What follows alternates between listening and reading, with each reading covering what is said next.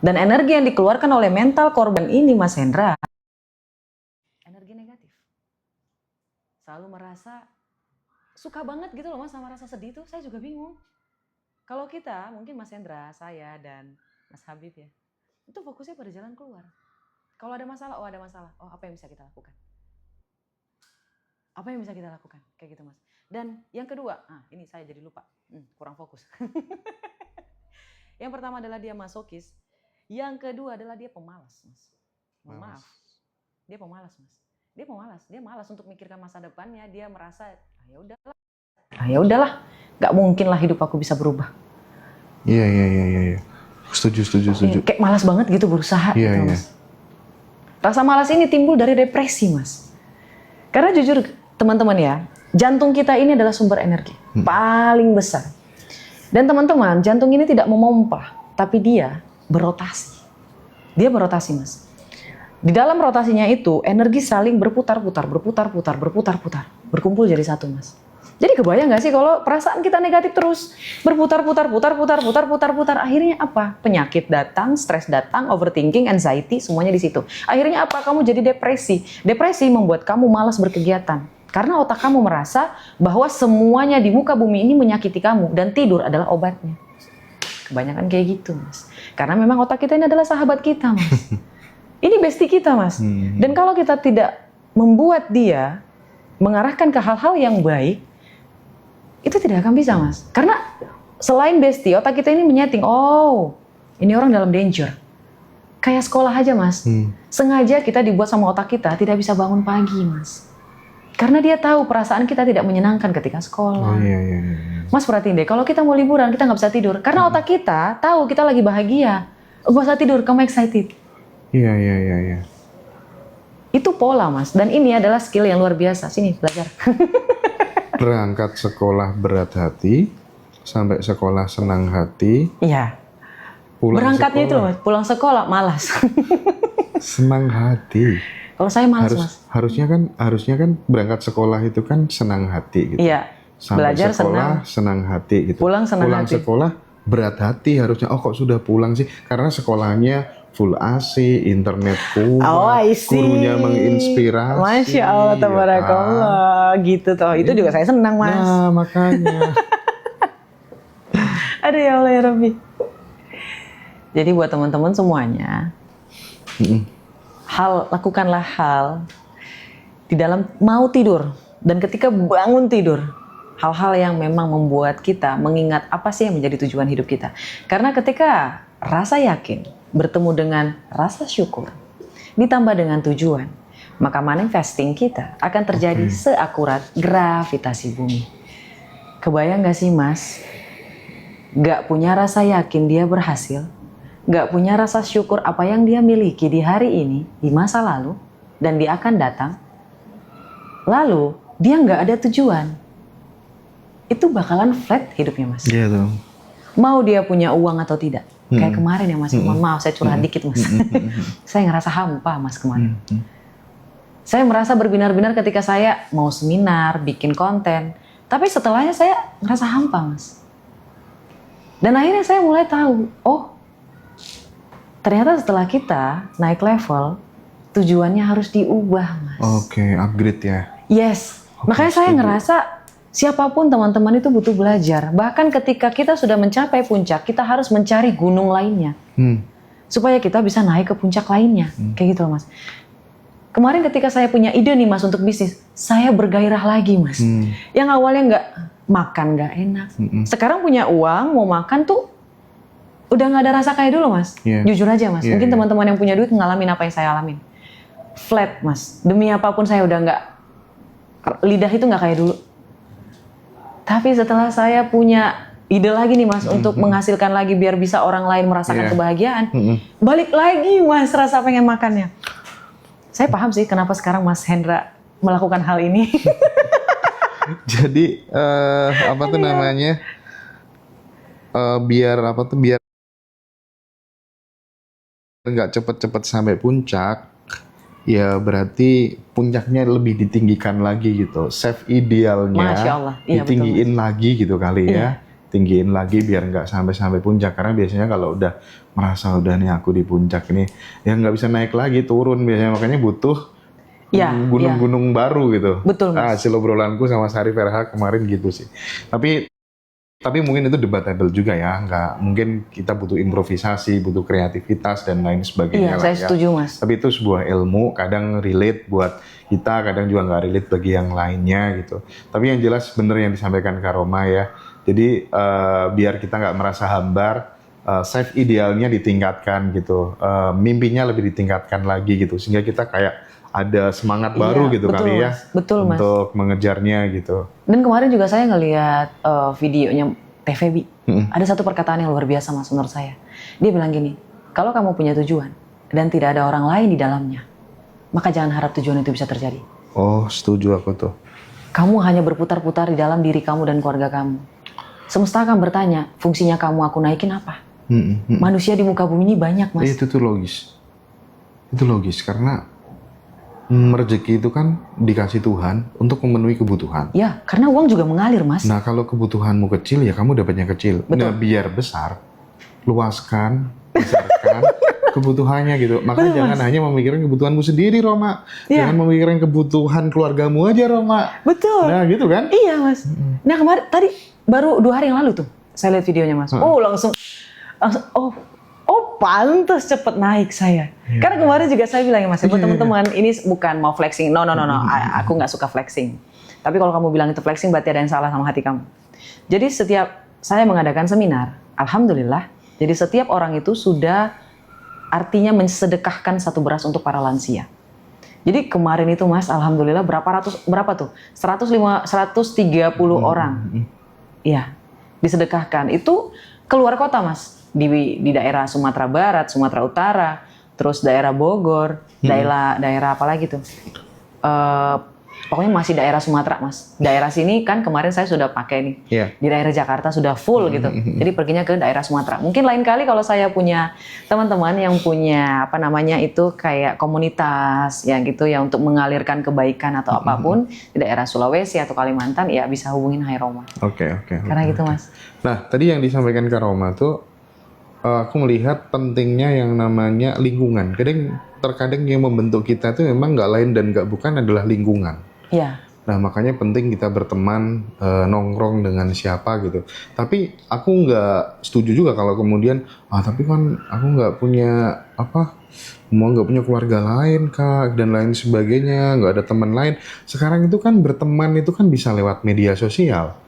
Ya kan, kalau kamu bertemanmu dengan masa lalu terus, teman-teman SD, teman-teman SMP terus, ya pantas kamu nggak maju-maju gitu. Betul. Makanya menurutku untuk circle ini kok sekarang bisa disiasati dengan FB-mu berteman dengan siapa, Instagram-mu berteman dengan siapa, TikTok-mu berteman dengan siapa. Nah, ketika itu berteman dengan hal-hal misalnya kayak Ngaji Rosso selalu menampilkan hal-hal yang progresif, konten-kontennya Kak Roma dan lain sebagainya itu, iya secara otomatis sih menurutku knowledge-nya kan diajar terus, berubah terus, ya pasti tindakannya berubah dong. Iya, betul.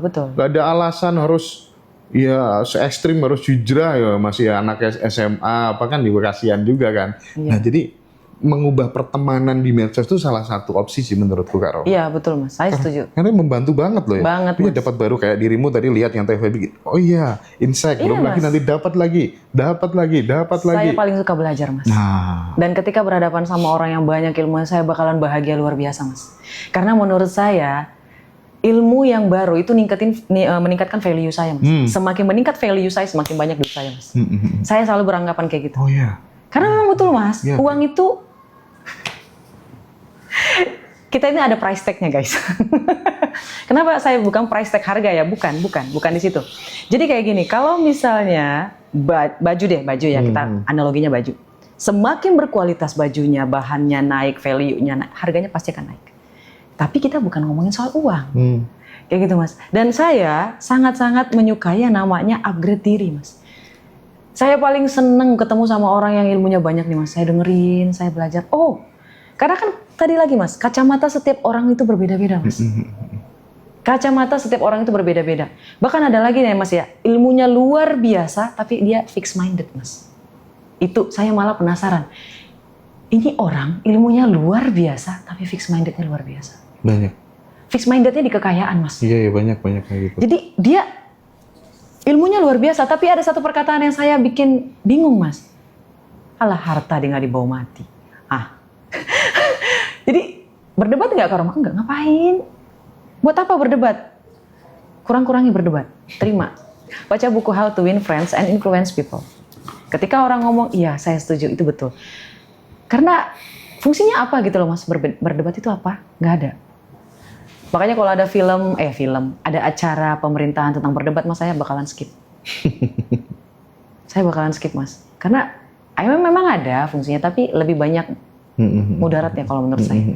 Karena saya tidak bisa melihat kacamata mereka. Apa yang mereka lihat, apa yang saya lihat mungkin berbeda, Mas. Kayak ya banyak lah masalahnya. Nanti kita merambat ke politik kan gimana gitu, Mas. Ada nggak pesan kalau misalnya ada orang tuh sudah melakukan ikhtiar A, B, C, D tapi masih gagal, dia putus asa, supaya apa ya, intinya dia tuh pokoknya hampir menyerah gitu loh. Udah aku hampir menyerah gitu. Nah mungkin kita selalu mengedukasi gitu supaya kemudian teman-teman tuh nggak hilang yang namanya harapan gitu. Karena salah satu fungsi podcast ini ya dalam rangka untuk ya kita berhenti mengutuki kegelapan terus-menerus, tapi kita ya pelan-pelan menyalakan lilin harapan itu dengan obrolan-obrolan seperti ini gitu. Nah, apa yang ingin Kak Roma sampaikan supaya harapannya teman-teman yang hampir menyerah ini itu tuh nggak hilang gitu? Ini ke saya ya Mas. Sedari awal teman-teman juga sudah tahu kalau saya orang yang sedikit tegas. Semoga Allah tidak menguji saya dengan apa yang teman-teman alami, karena jujur mungkin saya juga tidak akan mampu. La haula wala quwata illa billah. Jadi kalau teman-teman berada dalam posisi tidak lagi mau melihat sinar matahari, tidak lagi memiliki harapan untuk hidup, ingat aja satu hal, Allah juga udah bilang, hidup ini adalah tempat bersenda gurau. Itu satu. Tujuan kita itu mencapai sesuatu hal agar kita bisa berguna untuk orang lain. Bukan diperalat, tapi berguna untuk orang lain. Artinya, kita hidup punya manfaat untuk orang lain, bukan diperalat ya. Di sini ada konteks berbeda. Bukan setiap dia minjam kita ngasih, bukan kayak gitu. Ibaratnya ada orang yang tidak mampu melakukan suatu hal dan kita mempermudah urusan itu agar dia mampu. Iya. Ya Mas ya. Tujuannya itu. Jadi kayak kalau misalnya ada orang yang tidak lagi mau melihat matahari, kalau menurut saya kamu egois.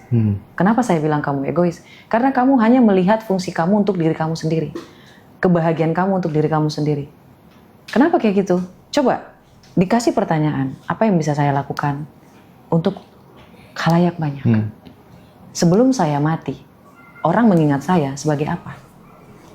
Kalau nggak bisa merasakan kebahagiaan di muka bumi ini, kamu bisa merasakan kebahagiaan di akhirat. Sedari awal kita di sini untuk diuji, bukan untuk bersenang-senang.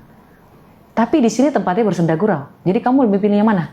Sambil senang-senang bekerja atau sambil bersedih-sedih hati sampai mati? Mungkin ada sedikit ekstrim ya Mas ya. Karena memang saya selalu seperti itu kepada diri saya Mas. Ketika saya sedih, saya akan bertanya, kamu mau sedihnya berkepanjangan atau mau udahan? Dan beberapa kali saya juga sempat menolak Mas untuk private consult. Kalau sedari awal dia sudah bilang dia udah mau mati, saya akan tarik diri Mas. Karena garisnya itu terlalu keras Mas. Mungkin saya mohon maaf untuk teman-teman yang pernah mau konsul kepada saya dan permasalahannya ya gitu, tidak mau lagi melihat matahari terbit kayak gitu. Saya akan narik diri. Karena saran saya itu memang agak sedikit brutal Mas. Saya akan bilang dia egois. Ibaratnya ada orang yang butuh kehadiran dia, ya gimana ya? Ada meaning, kita lahir itu ada tujuannya, kamu hanya belum bisa melihat. Karena kamu terlalu asik melihat ke kiri, coba lihat ke kanan. Coba lihat ke atas, coba lihat ke bawah. Dan kalau misalnya kamu butuh bantuan, mintalah bantuan. Nah, itu yang pertama. Yang kedua, ganti identitasnya. Ganti identitasnya. Teman-teman tahu ya, ada yang namanya kepribadian ganda. Otak itu punya kemampuan seluar biasa itu. Bagi orang lain itu adalah minus, tapi bagi saya itu hal yang luar biasa, Mas. Bayangin aja Allah kasih hadiah luar biasa loh, Mas. Ada sirkuit di dalam otak kita yang mengizinkan kita untuk menjadi orang lain. Diizinin untuk switch gitu loh Mas. switch gitu. Luar biasa. Bisa-bisanya ada orang punya kepribadian ganda di dalam satu tubuh kayak gitu loh Mas. Kamu bisa gunain itu. Kalau misalnya nggak bisa ke level ekstrim Kak Roma, kamu ganti nama. Ganti namanya, ganti. Pergilah ke tempat kamu tidak dikenal oleh siapapun. Ganti namanya. Ya tadi ada 3 ya. Yang pertama, ya kamu harus mulai tarik secari kertas. Kamu tuh bisa ngelakuin apa buat orang lain? Kamu tuh bermanfaat tentang apa? Kayak gitu. Siapa yang paling bermanfaat, maka semesta akan mengangkat derajatnya. Semesta itu akan selalu bertanya, Mas, what you can give me? If I give you something, ketika saya memberikan kamu sesuatu, apa yang kamu berikan sebagai balasannya? Kayak gitu loh, Mas. Jadi kalau kita pengen kekayaan, apa yang bisa kita lakukan dengan kekayaan itu? Waktu saya bikin akun Hai Roma, janji saya pertama kali ke semesta itu ya, Mas ya.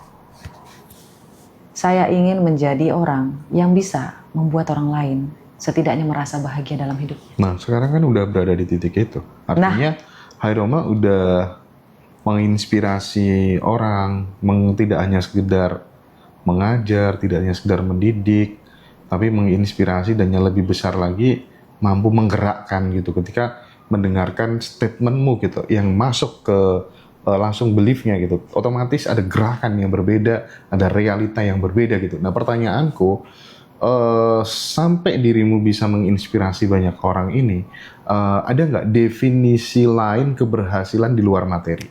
Ada, Mas. Apa tuh? Ibaratnya kamu ketika dalam sebuah masalah kamu tetap tenang, itu keberhasilan, Mas.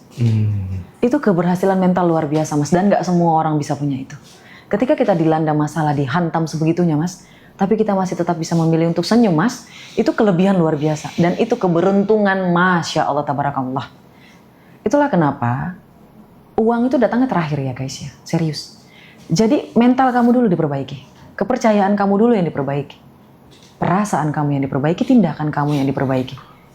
Kebanyakan orang berorientasinya ke uang, Mas. Kebanyakan. Padahal seandainya mereka tahu, Mas, uang itu air. Tinggal dikerok aja gitu loh, Mas. Cuma masalahnya apa yang kita gunakan sebagai kerokannya? Tangan kah? Ember kah? Truk kah? Atau apa? Kayak gitu loh, Mas. Value kita di situ, Mas. Semakin besar value-nya, semakin besar wadahnya, semakin banyak aliran uang yang bisa kamu dapatkan. Dan pertanyaan tadi loh, Mas, yang saya belum sempat jawab untuk pertemanan. Buat teman-teman, ada fase-fase di mana kayak teman SMA. Kalau kamu adalah pelajar, kamu bilang tidak bisa, ya namanya anak masih labil, emosi masih gitu, masih pengen bersenang-senang, tidak masalah. Ya, kamu harus bagi persenannya. Ini khusus untuk anak SMA dan perkuliahan. Kamu bisa bersenang-senang, kamu bisa bersosialisasi. Ini dibagi. Ada yang bersenang-senang, ada teman khusus sosialisasi, ada teman khusus untuk curhat, ada teman yang khusus untuk menaikkan value kayak gitu. Jadi nggak serta-merta langsung hijrah nauzubillah min dzalik 100% nggak bisa, Mas. Karena otak kita tuh akan menganggap itu adalah threat, itu adalah ancaman. Karena tidak sesuai sama yang selama ini dia lakukan, polanya langsung berubah drastis, nggak bisa, Mas. Mati dia yang ada. Bisa, tapi mati. Karena dia akan kembali ke awal settingannya, Mas. Itulah kenapa buat teman SMA atau perkuliahan dibagi aja. Pelan-pelan, awalnya cuma 10%, Mas. Awalnya cuma 10%. Nah, setelah kamu terbiasa nih bersosialisasi dengan orang-orang yang punya upgrade dan value yang tinggi, kamu naikin persenannya 10%, 20%, 30%. Ketika ini sudah naik, ya, kategori kamu tentang having fun itu akan berubah, Mas. Berubah dengan sendirinya, Mas. Kita tidak akan cocok sama orang-orang, mulai secara perlahan dan secara natural kayak gitu, Mas. Jadi jangan banyak alasan. Itu karena kamu memang suka aja, bukan kamu nggak bisa, tapi kamu nggak suka berteman sama orang-orang value tinggi. Itu untuk SMA dan perkuliahan. Dan untuk orang yang kantoran, nah ini agak berat, Mas. Karena di kantoran kita butuh yang namanya menyesuaikan topeng, Mas. Oh iya, makanya tuh. Lingkungan toksik segala macam. Betul, Mas. Kadang emosi itu ditekannya luar biasa sih, Mas. Bingung, Mas, mau keluar salah, Iya. mau bertahan salah. Itu pasti teman-teman pada relate. Iya. Tapi kalau misalnya teman-teman nanya, kalau itu terjadi pada Kak Roma, apa yang Kak Roma lakukan? Ada dua hal. Yang pertama, saya lihat dulu tujuan hidup saya apa. Tujuan hidup itu misal kamu mau menabung, ada target keuangan finansial. Karena jujur, yang paling susah mendapatkan adalah 10 juta pertama, 100 juta pertama, dan 1 miliar pertama, dan 10 miliar pertama. Selebihnya itu akan kayak gitu. Setuju Jadi banget kamu tuh. tujuannya apa dulu? Kan kamu udah kantoran nih, tujuannya apa dulu? Ya, kalau kamu sudah tahu tujuannya untuk menabung misalnya, untuk berbisnis misalnya, kamu setting. Jadi untuk orang lain mau dia NPD, mau bos kamu luar biasa gimana, jangan kamu tetap diam, ya, gigit giginya. Itu saya lakuin, Mas. Digigit, Mas. Jadi kayak benar-benar ditahan, Mas. Siap, Pak.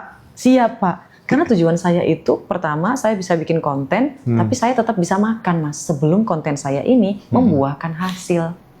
Jadi tujuan saya tuh udah tersetting kayak gitu loh, Mas. Itu yang pertama. Dan yang kedua, kalau enggak ambil yang ekstrim, keluar. Keluar, Mas. Keluar aja. Kak Roma terus kerjaannya gimana? Ya nggak tahu. Minta aja sama Allah, pasti dikasih. Tapi kalau masalahnya kamu yakin kan? Iya ya. Kadang tidak sedikit loh teman-teman tuh yang masih belum percaya bahwa pikiran dan perasaan itu bisa mengubah realita. Artinya dirimu tuh punya potensi yang sangat besar ya. Sebagai human being itu dirimu tuh punya kemampuan untuk menciptakan realitas. Pikiran tuh mencipta gitu. Betul, Perasaan itu mencipta gitu. Nah, banyak sahabat-sahabat yang masih ragu tentang hal itu gitu.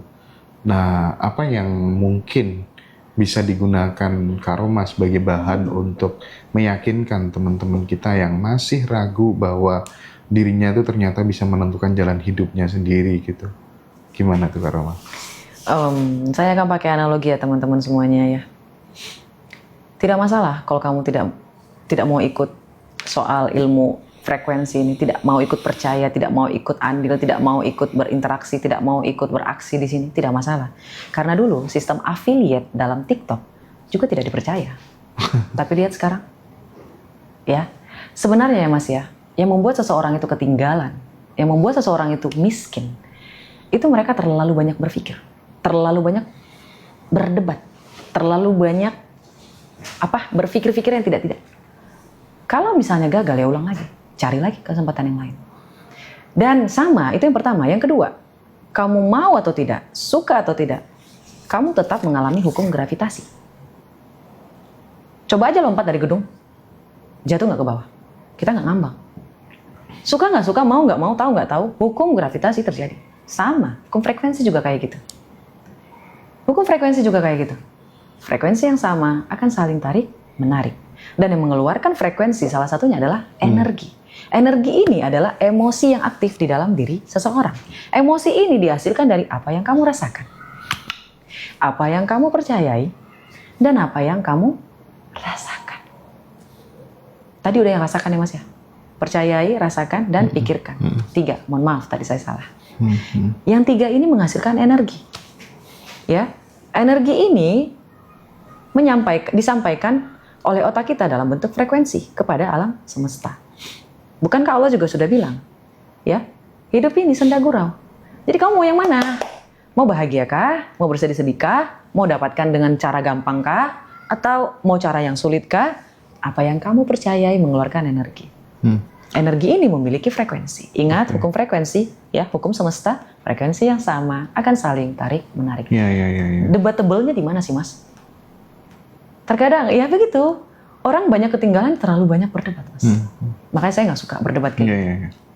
Nah, ini di masyarakat kita, di kalangan bawah itu kan banyak teman-teman yang mendapatkan bantuan dari pemerintah. Kemudian rumahnya dilabeli sebagai bantuan orang miskin gitu ya, kalau nggak salah ya. Oh, yang kemarin ya Mas ya? Itu satu. Yang kedua, misalnya, anakku dapat MBG gitu ya. Dikasih makan sama pemerintah gitu.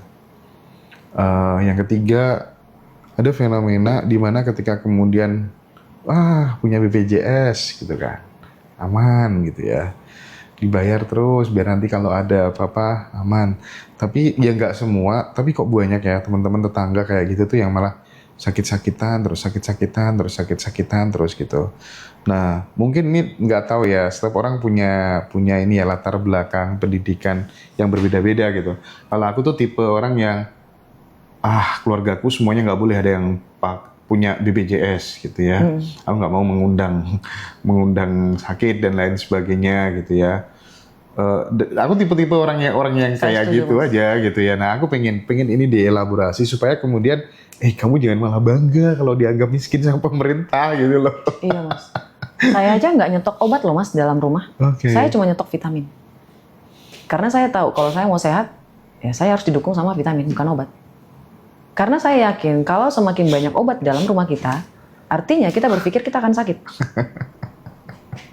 Yes, mas. Menarik ya. Iya. Dan saya juga berpikir kayak, saya nggak mau BPJS. Karena saudara saya berpikir, mas, BPJS, ini berarti saya mendoakan diri saya kalau suatu hari saya sakit, gitu loh, mas. Oh, kita sefrekuensi soal itu berarti ya. Serius, mas. Iya. Kalau bisa nih ya, mas ya, bukan saya pelit ya, mas ya. Cuman ketika saya mengeluarkan uang untuk BPJS, artinya saya sedang mendoakan, nah nanti siapa tahu saya sakit parah. Siapa tahu saya sakit parah kayak gitu. La haula wala quwata illa billah. Nauzubillahi min dzalika Allah ya rabbiku. Kalau misalnya memang ditakdirkan seperti itu ya semoga Allah memudahkan saya untuk bisa bayar cash kayak gitu loh mas. Tapi kalau memang posisinya teman-teman ini ada yang tidak bisa menghindari, tidak masalah. Tidak masalah. Tapi harus ditanamkan di dalam hatinya suatu hari nanti aku pasti bisa berobat dengan. Ya kalau dibayarin pabrik ya nggak apa-apa lah dibayarin. Kalau perusahaan nggak apa-apa, kan kita state kerja. of mindmu gitu ya. Iya betul itu mas. Yang penting itu state of mindmu, kuncinya di situ sih. Menurutku ya teman-teman secara pribadi gitu. Saya setuju mas. Ketika MBG juga mas. Ini kalau misalnya dilihat dari ilmu perang ya mas ya, mohon maaf. Apa yang sedang dilakukan oleh ini? Itu kayak menjaga agar hewan ternaknya tidak melawan. Sepakat sih aku. Terlalu nyaman. Tempat yang terlalu nyaman tidak akan membuat kita waspada. Sekarang tahu ya kenapa Rasulullah selalu menjaga puasa, selalu kelaparan. Bukan kelaparan, maksudnya selalu menjaga dia tetap hunger, tetap lapar kayak gitu. Dan ketika kita lapar, otak kita itu jauh lebih bekerja lebih banyak gitu loh mas. Lebih cepat. Lebih waspada kayak gitu mas. Karena ada buku yang saya baca bahkan dari ini selaras ya mas ya sama ilmu Rasulullah. Rothschild dan BlackRock orang paling kaya mas. Ya. Rothschild, Rockefeller. Yes.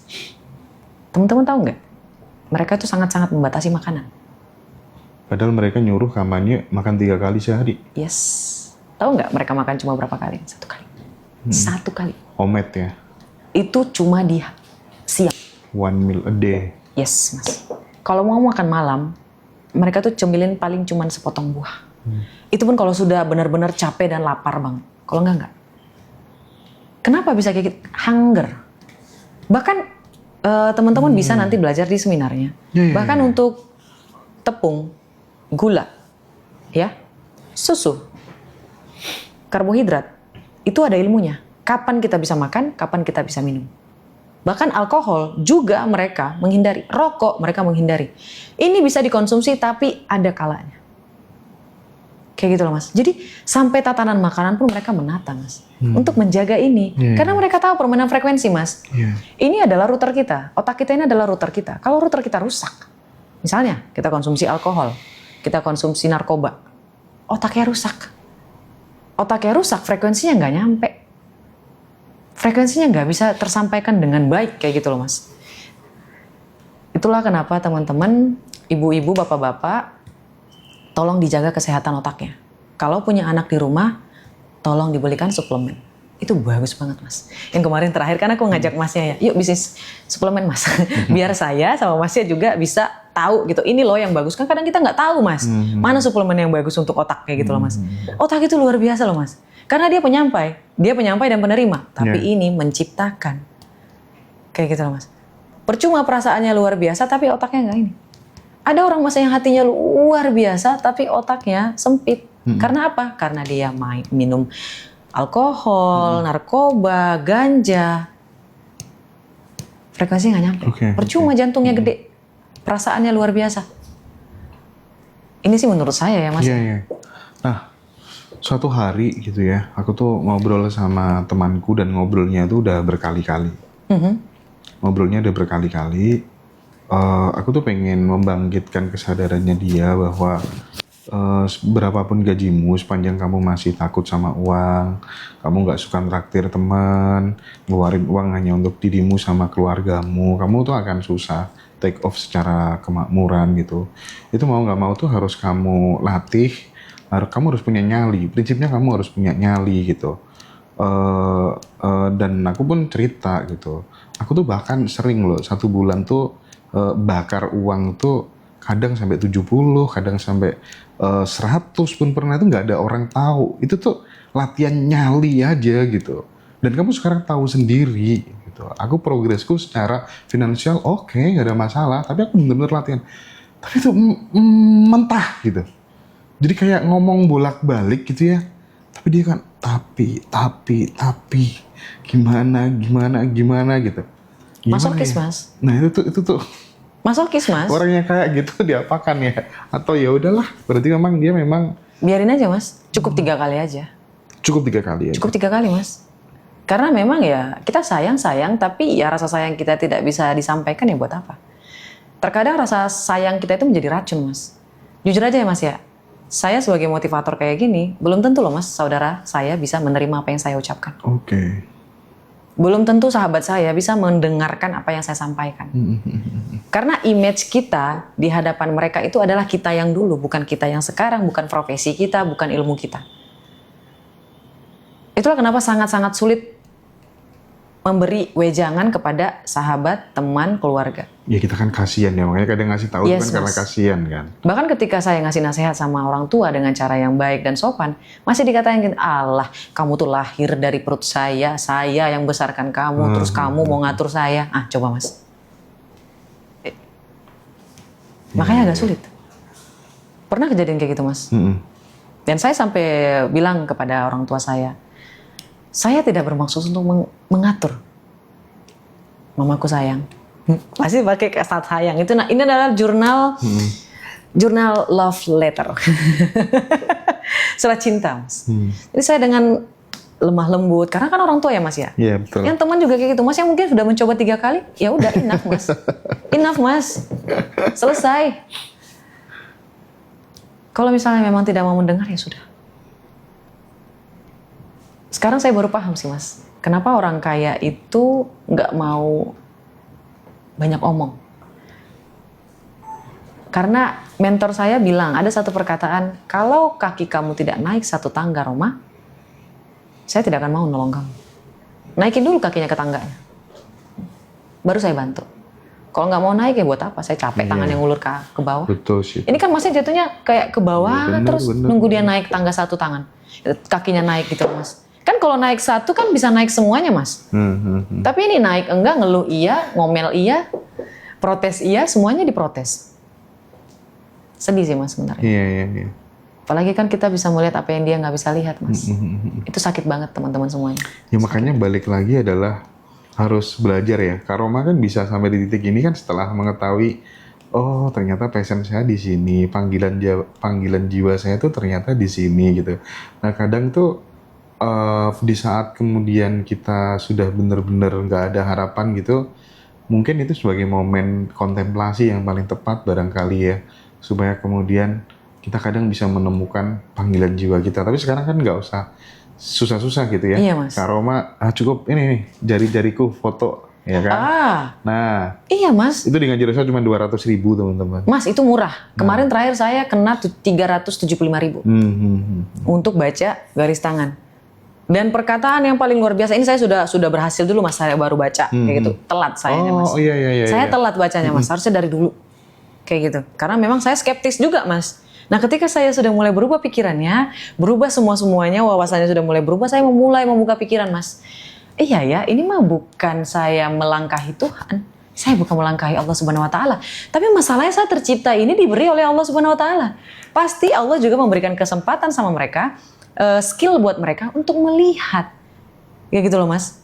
Itu kan juga rezeki dari Allah gitu loh, Mas. Itu kan juga skill gitu. Mereka juga nggak pasti-pasti tuh ngasih tanggal nanti kamu mati, nanti kamu ini. Enggak, Mas. Iya. Mereka tuh salah paham, Mas. Ketika baca surat tangan, teman-teman, ya, yang mereka lihat adalah kamu passionnya di mana, skillnya di mana, apa yang menjadi penghambat di dalam dirimu, ya, bagaimana caranya supaya kamu lebih cepat sampai ke tujuan kamu tuh, kayak gitu. Ibaratnya dia memberitahu, itu kayak memberi peta. Nah, peta, kalau kamu tidak beraksi, kalau kamu tidak bisa membaca petanya bagaimana, lurus ke kanan, ke kiri, kira-kira kamu sampai apa enggak? Tergantung kamu. Jadi bukan kayak apa ya, kayak baca ramalan kayak gitu. Karena memang jujur ya Mas, saya masih skeptis juga untuk sama tarot, Mas. Oh iya, aku juga. Karena apa? Tidak ada yang dibaca dari Allah Subhanahu wa taala di situ. Ini kan garis tangan ini dari Allah ya, Habib ya. Ini kita lahir pakai garis tangan ya. Ini dari Allah ya. Nah, dibaca. Dilihat gitu, Mas. Tapi kalau tarotnya pakai tanggal lahir, I don't know ya Mas ya. Tanggal lahir juga sebenarnya itu kan nggak bisa dimodifikasi ya. Kalau menurutku, aku justru malah menemukan banyak hal yang presisi itu salah satunya dari tanggal lahir dan jam lahir ya. Jadi misalnya teman-teman yang kalau misalnya pengen gratisan gitu ya, mungkin bisa buka ChatGPT gitu. Terus masukkan prompt misalnya, tolong dong namaku ini, aku tanggal lahir ini, jam lahirku ini, lihatin bakat terbaikku, potensi terbesarku berdasarkan perspektif Warige Bali misalnya ya kan. Allah. Terus kemudian sekaligus ya hitung ya, mulai dari 0 sampai 70 tahun aku akan mengalami fase-fase yang seperti apa saja gitu ya. Kelemahanku bagaimana, pekerjaanku yang paling cocok apa gitu. Oh itu gratisan teman-teman. Itu teman-teman nanti akan wow, kok bisa ya dari tanggal lahir? Jadi bisa, akhirnya, Mas. nah ya aku jadi akhirnya, oh ternyata kita lahir tuh sudah ada maksudnya, udah ada rule-nya, udah ada game plan-nya gitu. Aku jadi berpikir ke sana sekarang. Iya Mas, dan alhamdulillah terima kasih loh Mas sudah ngingetin tentang tanggal lahir ini. Saya lupa teman-teman. Kemarin tuh saya udah buat satu ilmu, saya pelajarin, saya ikut seminar dari luar negeri Mas, tentang soul mapping. Soul mapping. Ya, soul mapping. Tahu ya bahasa Indonesia itu artinya adalah peta jiwa. Peta jiwa. Peta jiwa ya, jiwa bukan diri, jiwa. Yeah. Jadi peta jiwa itu tentang tanggal lahir kamu. Kenapa kamu menghadapi fase-fase yang ada di dalam hidup kamu sekarang? Ternyata itu adalah mengisi number yang ada di dalam hidup kamu. Jadi number itu harus terpenuhi, Mas. Dan itu bisa dilihat number itu angka mana yang kosong. Dan ketika angka itu kosong, itulah ujian yang harus kamu alami. Supaya angka itu terisi. Misalnya nih, saya tanggal lahirnya itu 1901. Tahunnya saya nggak usah kasih tahu. Oke, karena memang saya dari awal tidak mau ngasih tahu. Dan itu angka 1901. Kosongnya dihilangin, jadi tinggal 191. 1 itu adalah leadership. Itu sudah keisi. Artinya, sedari awal Allah sudah menghadiahkan saya skill leader. Aku 1 juga. Yes, Mas. Itu satu leader ya, Mas ya. 9 adalah action. Saya terlahir dengan angka 9 itu banyak. Jadi 9-nya itu luar biasa. Tapi 1 yang saya nggak punya. Acknowledge. Pengetahuan, Mas. Dan itu ada di angka 3. Itu ada di angka 3, Mas. Jadi saya banyak aksinya tapi nggak ada pengetahuannya. Itulah kenapa saya digembleng sebegitunya, Mas. Supaya saya banyak belajar, banyak membaca, banyak podcast, banyak mengalami kehidupan. Terus bisa belajar, bersosialisasi, kayak gitu. Nggak ada angka 5-nya, dan angka 5 adalah angka kekayaan. Dari angka tanggal lahir saya, nggak ada angka 5. Nah ini ada ilmunya, kalau kamu mau bisa private lewat ngaji Rasul. Saya akan baca. Silakan. Namanya soul mapping ya guys. Teman-teman bisa private, bisa juga beli buku I Am The King, bisa juga beli produk-produk ini ilmunya gong banget sih, Mas. Karoma yang murah-murah lewat ngaji Rasul ya. Jadi nanti selagi masih murah, Mas, tolong ini kasih bawahi. Selagi masih murah. Selagi masih murah. Ya teman-teman. Jadi yang ingin belajar di seminar level up, tapi sebenarnya yang masuk list itu sudah banyak. Banyak, Mas. Yang untuk tanggal 29 ya. Boleh, tanggal 29 boleh, Sabtu Minggu juga boleh, Mas. April ya.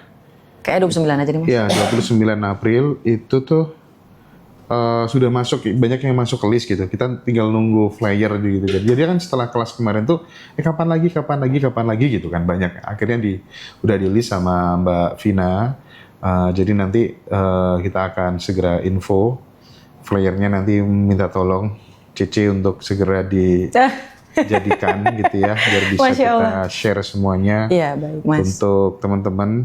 Acaranya Zoom, Kakak ya. Acaranya Zoom. Acaranya Zoom, jadi Nanti. kita online ya. Nanti kita Sabar. kerja sama Sabar ngajar guys ya untuk ya. offline. Tenang ya. Nabung dulu aja. Iya, nabung aja dulu. Siapa tahu nanti nggak ada Ngomong-ngomong soal nabung, Baik, Mas. banyak orang pinter cari penghasilan, cari Oke. pendapatan, Ya. tetapi nggak memiliki skill untuk nabung dan investasi gitu.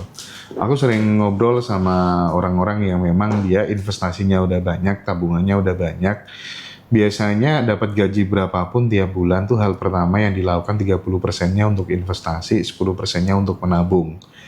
Saya kalau dulu orang-orang umumnya lainnya, masyarakat lainnya, teman-temanku yang lain yang nggak ada edukasi tentang finansial, itu biasanya pakai kebutuhan dulu, sisanya baru nabung. Tapi akhirnya di akhir bulan nggak pernah nabung karena habis buat kebutuhan. Nah, Iya, ini Mas. nih penting untuk kita diskusikan, Betul, Mas. Kak Roma. Ya. Karena kalau tabungannya udah lumayan gitu kan vibrasinya menjadi lebih tenang, lebih Betul. bahagia, dan itu mengundang rezeki dan peluang yang lainnya. Betul, Mas. Dan ini ada di ilmu buku Rich Dad, Oke. Poor Dad. Kak. Ayah kaya Jadi, yang iya. miskin. Ini ada ilmunya di buku Rich Dad Poor Dad itu. Jadi kalau misalnya nih, sedari dulu Mas saya itu memang selalu memperkecil kebutuhan. Tapi setelah saya main energi, saya perbesar kebutuhan. Setuju. Masya Allah. Tapi kebutuhannya nih Mas, saya usahakan kebutuhan ini bukan cuman pengeluaran yang sia-sia. Misal, saya butuh untuk sedekah, saya butuh untuk berbisnis, saya butuh untuk bikin sesuatu yang menghasilkan duit, kayak gitu loh Mas.